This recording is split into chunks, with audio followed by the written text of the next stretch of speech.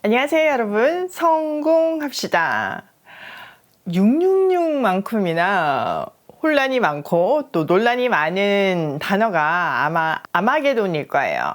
오늘 본문은 이 논란의 중심에 있는 아마게돈 전쟁이 나오는 본문이에요.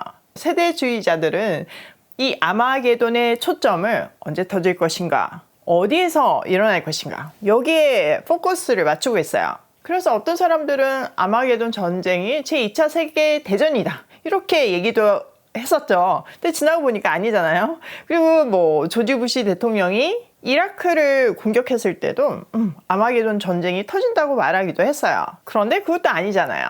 또 장소로는 뭐 중동 지역, 심지어 한반도라고 하기도 하죠.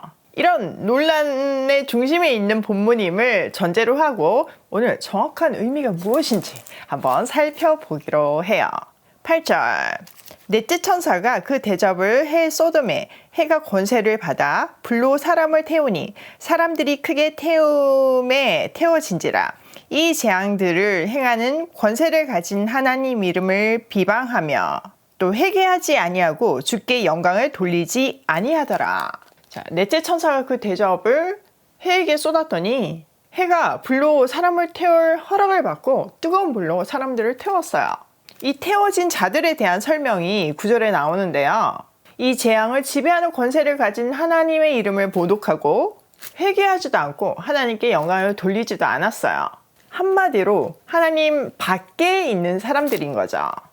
자, 여기서 권세를 받은 해가 사람들을 불로 태운다는 의미가 무엇일까요? 사실 이런 표현은 여기만 있는 것이 아니라 요한계시록 7장 15절에서 16절에도 나와요.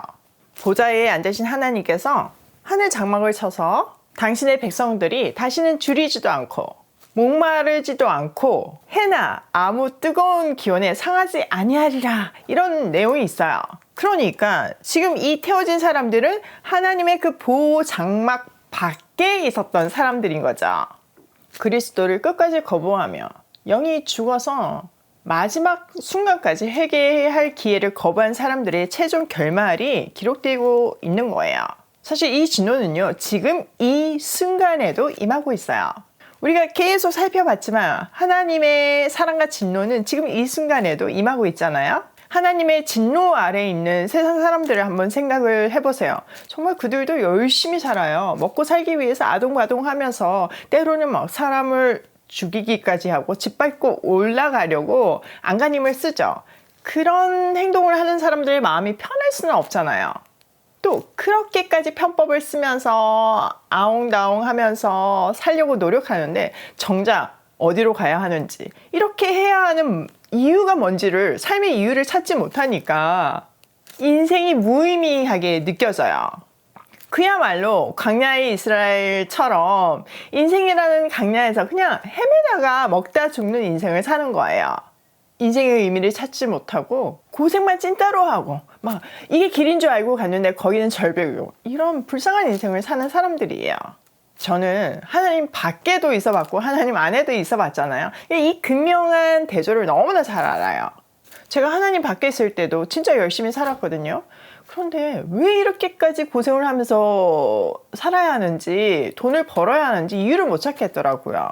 또 내가 가는 길의 끝이 뭔지 어딘지를 알 수가 없으니까 너무 괴로웠어요. 그러다가 아이들이 태어났잖아요. 그러니까 이건 더 두려운 거예요. 내 길도 모르겠는데 이 아이들은 나한테 지금 맡겨진 것처럼 보이잖아요. 그러니까 이 아이들의 미래가 나한테 달려있다고 생각하니까 거의 멘붕이 오더라고요. 삶의 의미와 길을 찾고 있는 저에게 하나님은 너무 감사하게 만나주셨고, 그때 주의 날개 아래로 들어와서 인생의 방황을 끝냈어요.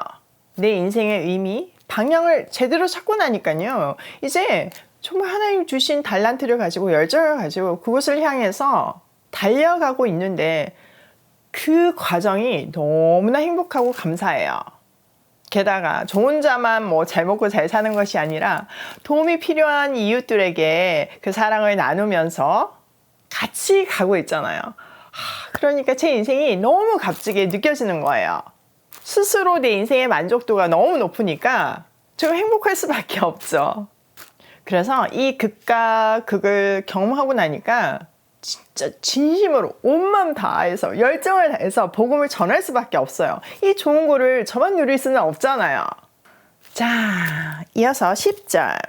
또 다섯째 천사가 그 대접을 짐승의 왕자에 쏟으니 그 나라가 곧 어두워지며 사람들이 아파서 자기 혀를 깨물고 아픈 것과 종기로 말미암아 하늘의 하나님을 비방하고 그들의 행위를 회개하지 아니하더라. 자, 다섯 번째 천사가 진노의 대접을 짐승의 왕자에 쏟으니까 어둠이 임했어요. 이 어둠의 재현은요, 출애굽기를 떠올려 보면 조금 쉬운데요. 바로가 순종하지 않자 애굽에 어둠이 임했잖아요. 근데 놀라운 것은 이스라엘 자손들이 사는 고센 지역에만 빛이 있었어요. 하나님 안에 있는 인생과 하나님 밖에 있는 인생을 시각화하면 딱 이 이미지예요. 어둠의 고통이 얼마나 큰지 사람들이 자기 혀를 막 깨물었대요. 이것은 영적인 고통이 크다는 것을 의미하거든요. 이럴 때 하나님 앞에 나오면 되는데, 빛 가운데로 나오면 되는데 이들은 오히려 하나님을 모독하고 회개하지 않았어요. 이 영적 무지의 결과가 아픔과 부스럼이에요. 즉 고통이죠. 우리 인생도 똑같잖아요. 빛이신 예수 그리스도의 조명을 받지 않으면 우리는요, 어둠 속에서 영적인 무지 가운데 내가 죽어 있는지도 모르고 살아가요. 그 결과가 고통이에요. 미친 듯이 질주하면서 남과 경쟁하고 남을 밟고 막 올라가면서 그 가정 속에서 나도 막 다치고 쓰러지고 죽어가면서도 그것이 성공인 줄 착각하는 불쌍한 인생을 사는 거죠. 생각만 해도 너무 끔찍하지 않아요? 주위에 이런 분들 계시면요, 얼른 빛 가운데로 초대하셔야 돼요. 그 어둠 가운데서의 고통이 얼마나 크겠어요. 자, 12절. 또 여섯째 천사가 그 대접을 큰 강 유브라데에 쏟음에 강물이 말라서 동방에서 오는 왕들의 길이 예비되었더라.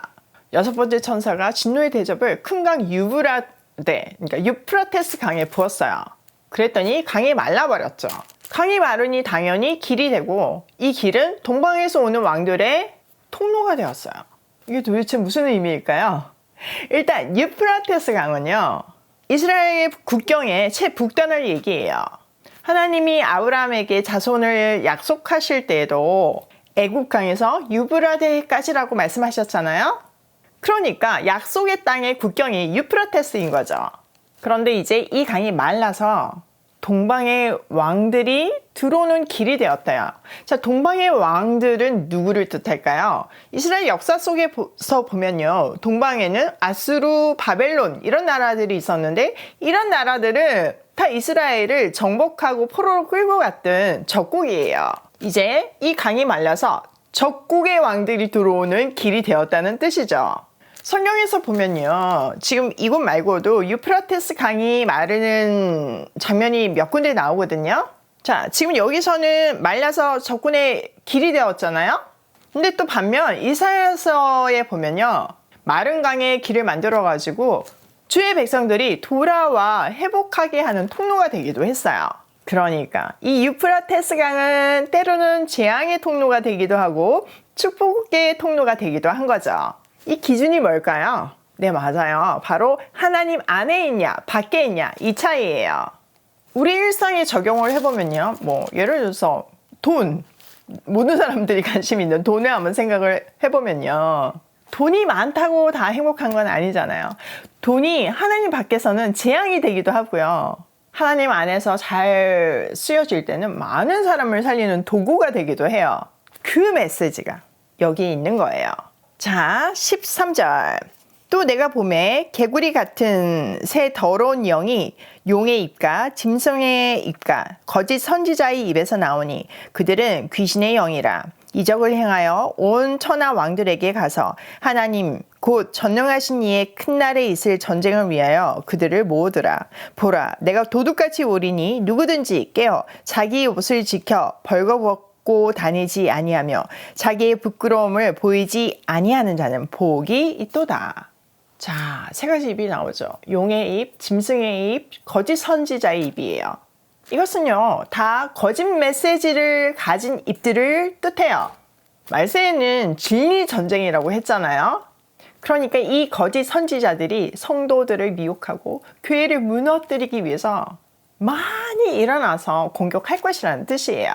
자, 이렇게 귀신의 영으로 소집된 이 세상의 왕들이 마른 유프라테스 강을 건너서 들어오고 있어요.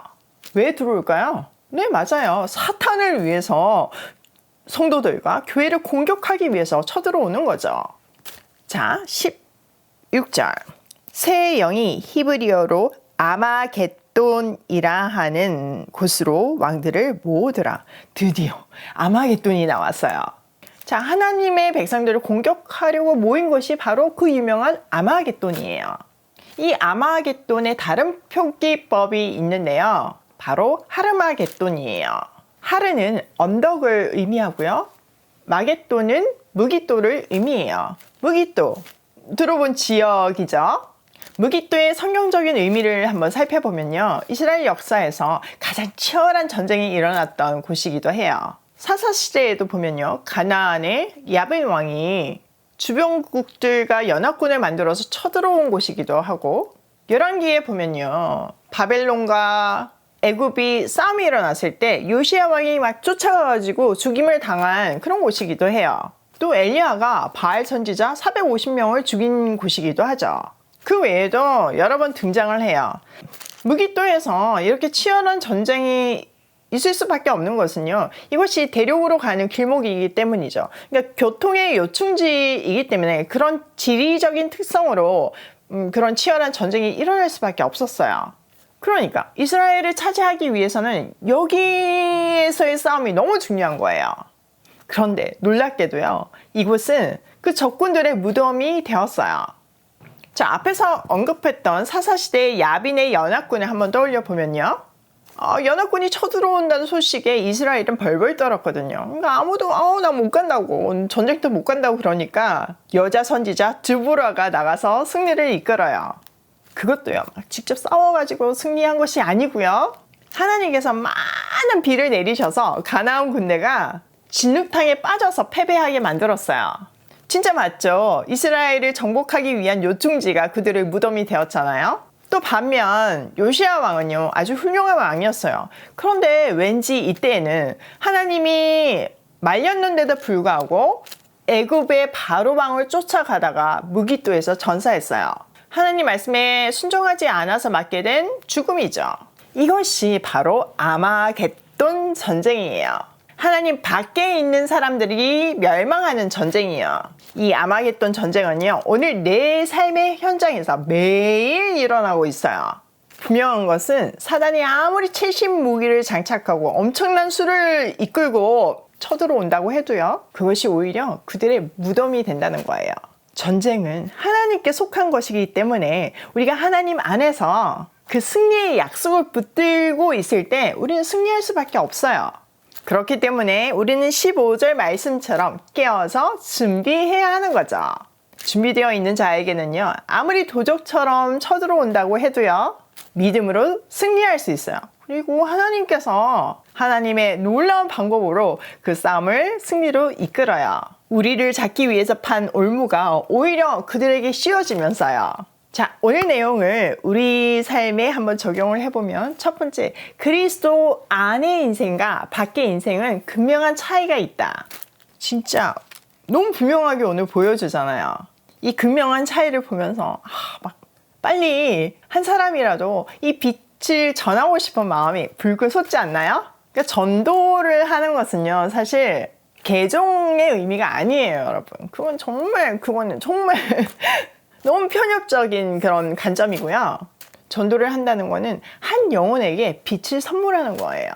어둠 가운데서, 고통 속에서 혀를 깨무는 그들에게 행복이 뭔지, 기쁨이 뭔지를 알려주는 것이에요. 두 번째, 아마겟돈 전쟁은 매일 삶의 현장에서 일어난다. 이제 여러분 오해 안 하셔도 되죠? 제2차 세계대전 이런 거 아니에요. 중동, 한반도 이런 거 아니에요. 세 번째, 깨워서 승리하는 인생을 살자.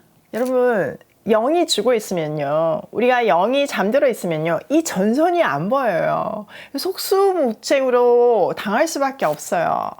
이렇게 치열하게 준비해서 들어오는데 우리를 뭐 침범하는데 쳐들어오는데 어떻게 당하겠어요? 그렇기 때문에 영이 깨어 있어서 이 전설을 바라보면서 준비해야 해요.